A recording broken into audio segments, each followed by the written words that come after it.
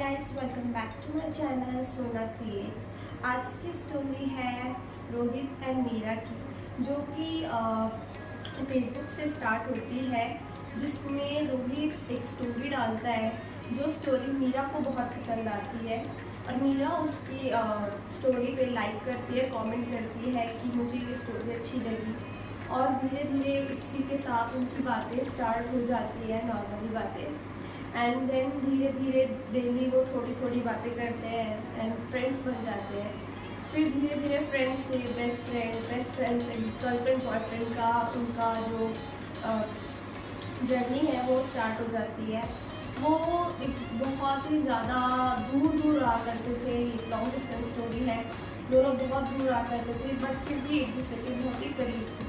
वो हर चीज़ एक दूसरे को इन्फॉर्म करके बताते कि आज हमने क्या किया, हमने क्या खाया, आज क्या क्या हुआ, सब चीज़ें बताते थे। डिस्टेंस था बट फिर भी डिस्टेंस नहीं था, क्योंकि वो कभी भी एक दूसरे को ये महसूस नहीं कराते थे कि वो एक दूसरे से बहुत दूर है। उनके बीच में प्यार बहुत ज़्यादा ही था, बहुत अंडरस्टैंडिंग थी, बहुत केयर थी।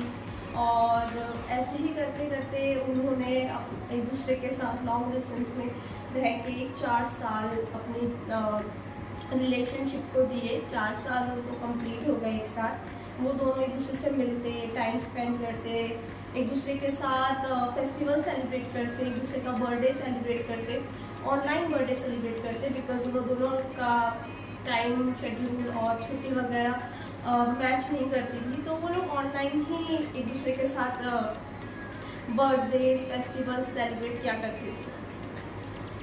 जब मीरा की तबीयत खराब होती तो रोहित उसे सपोर्ट देता, उसकी केयर करता, उसके लिए कुछ भिजवाता, खाने के लिए कुछ टॉयज भिजवाता ऑनलाइन। और ऐसे ही मीरा भी करती। जब उसकी तबीयत खराब होती रोहित की, तो मीरा भी उसका बहुत ध्यान रखती। ऐसे करते करते वो दोनों बहुत ही क्लोज आ गए थे। और फिर कुछ टाइम बाद दोनों के बीच में थोड़े झगड़े स्टार्ट हो गए, नॉर्मल सी बहस होने स्टार्ट हो गई धीरे धीरे। और हर झगड़े के साथ साथ रोहित का नेचर थोड़ा चेंज हो गया।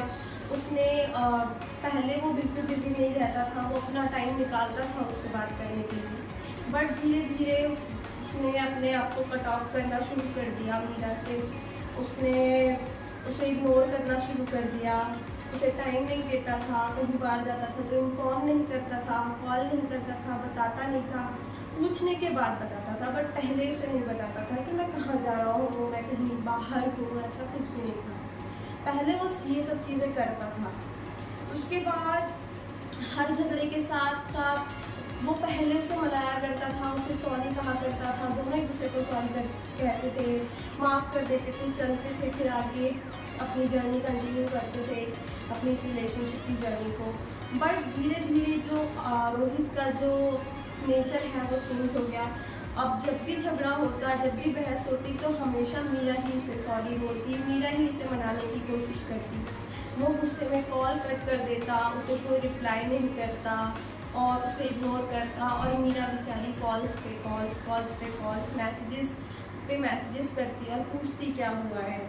वो चाहती थी वो उसे बताए कि क्या हुआ है, लड़ाई ना करे बल्कि बताए कि क्या है, बट वो उसे साइलेंट ट्रीटमेंट देना शुरू कर दिया। वो कुछ नहीं बताता था, चुप हो जाता था और ये चीज़ उसे बहुत परेशान करती थी। ये बात उसने रोहित को बहुत बार बताई कि मुझे ये चीज़ पसंद नहीं है, कुछ भी है तो मुझे आके बताओ कि मुझे इस चीज़ से गुस्सा आता है, मुझे ये चीज़ आपकी नहीं पसंद है, तो मैं उसे इम्प्रूव करने की कोशिश करूँगी। जैसे मैं तुम्हें बताती हूँ वैसे तुम भी मुझे बताओ। बट वो उसे कुछ नहीं बताता। जब भी झगड़ा होता तो वो चुप हो जाता, उसके कॉल्स का रिप्लाई नहीं करता, उसके मैसेज का रिप्लाई नहीं करता और कॉल भी उसे नहीं करता, फ़ोन साइड में रख देता था। धीरे धीरे झगड़े के साथ साथ वो पहले धीरे धीरे मनाता, कभी कभी मना देता, फिर धीरे धीरे उसके बाद भी उसने मनाना बंद कर दिया, नहीं मनाता था वो उसको, क्योंकि उसको पता था जब भी मैं ऐसा कुछ करूँगा उसके बाद कुछ नहीं होने वाला, वो कहीं नहीं जाने वाली, वो वापस उसके पास आएगी ही आएगी। बिकॉज वो उससे बहुत ज़्यादा इमोशनली अटैच थी, बहुत ज़्यादा डिपेंडेंट हो गई थी इमोशनली उसके साथ। इसलिए जब भी वो कुछ गलती करता, उसे हर्ट करता, वो रोती, बहुत रोती और इससे रोहित को कोई फ़र्क नहीं पड़ता था। स्टार्टिंग में बहुत फ़र्क पड़ता था, वो उसे मनाता था, बट धीरे धीरे जब उसे पता चल गया कि अब ये कहीं नहीं जाने वाली है, तो वो उसे मनाना छोड़ दिया, उसे इग्नोर करना शुरू कर दिया। और फिर धीरे धीरे बहुत चीज़ें चेंज हो गई। देन उसके बाद उसने हर झगड़े के साथ मीरा उसे एक चांस देती कि कोई बात नहीं, अब नहीं अब समझेगा, अब नहीं अब समझेगा, अब नहीं अब समझेगा, तभी तो चीज़ें ठीक हो गई। बट रोहित ने उसे फॉर ग्रांटेड लेना शुरू कर दिया कि इसका तो रोज का ही है, हर दूसरे दिन ये ऐसे ही करती है, ये मुझसे झगड़ा करती है, ऐसे अपने आप को चेंज नहीं करना, मतलब मेरी ही गलती हो जाती है, खुद की गलती नहीं बताती।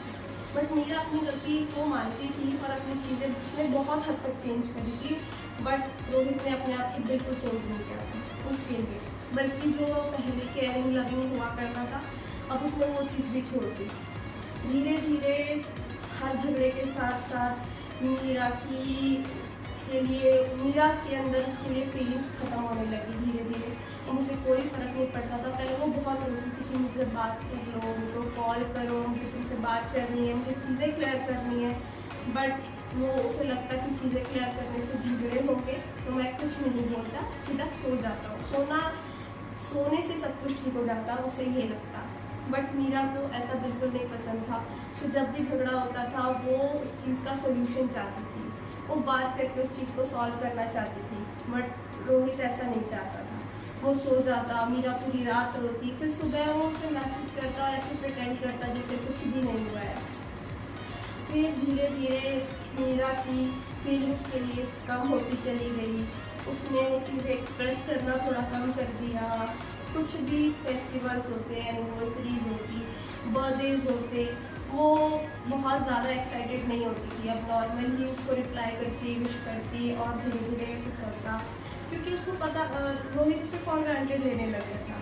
फिर हर लड़ाई के साथ वही सब होता। फिर एक दिन मीरा ने डिसाइड किया कि अब मैं ये और कंटिन्यू नहीं कर सकती, मैं अब रोज़ रो नहीं सकती और रोज़ अपने आप को परेशान नहीं कर सकती। तो उसने रोहित ने बोला, देखो आप अपने आप को चेंज करो, अदरवाइज़ मैं हमेशा के लिए चली जाऊँगी। बट रोहित को ऐसा लगा इसका हर बार का है, तो इस बार भी ऐसे ही सुबह तक सब ठीक हो जाएगा। वो कहता है ठीक है, सुबह बात करते हैं, मुझे नींद आ रही है, मुझे सोना है, ऐसे बोलता है। इससे ये सुन के मीरा को बहुत ज़्यादा हर्ट होता है और मीरा सोने चली जाती है, बहुत रोती है और सो जाती है। फिर नेक्स्ट डे वो उसे एक मैसेज भेजती है कि मैं अब तुम्हारे साथ कंटिन्यू नहीं करना चाहती है, ना ही मैं कर सकती हूँ, मैं थक चुकी हूँ, तुम्हें समझा के रोज़ रो के परेशान हो के तुम तो आराम से सो जाते हो, मैं परेशान होती हूँ, मैं तुम्हारे साथ कंटिन्यू नहीं कर सकती। वो ऐसे बोलती है, अपनी आईडीज़ सब हटा देती है, अपना नंबर चेंज कर लेती है और वो किसी और सिटी में चली जाती है हमेशा के लिए। वो इस चैप्टर को हमेशा के लिए क्लोज करके हमेशा के लिए चली जाती है। तो आरव को लगता है, रोहित को लगता है कि हमेशा का एक दो दिन बाद वो मैसेज कर ही देगी, बट ऐसा नहीं होता। घंटे दिन में बदल जाते हैं, दिन हफ्तों में, और हफ्ते महीने साल में बदल जाते हैं और उसका कोई भी रिप्लाई नहीं आता। वो उसे ढूंढने की बहुत कोशिश करता है, उससे कांटेक्ट करने की बहुत कोशिश करता है, उसको उसका नंबर मिल जाता है उसकी फैमिली से, बट वो उससे बहुत सॉरी बोलता है। रोहित बहुत सॉरी बोलता है कि ठीक है अब मैं नहीं करूँगा, सब ठीक हो जाएगा, प्लीज़ हम दोबारा से एक साथ आ जाते हैं। बट मीरा बोलती है नहीं, अब बस बहुत हो चुका, मैं बहुत समझाने की कोशिश करी बट तुमने कभी समझने की कोशिश ही नहीं करी, इसलिए अब मैं इस चीज़ को कंटिन्यू नहीं कर सकती, बिकॉज अब मेरे अंदर तुम्हारे लिए कोई फीलिंग्स नहीं है और अब हम एक दूसरे से अलग ही रहना सही रहता हमारा। ये बोलती है और कॉल कट कर देती है।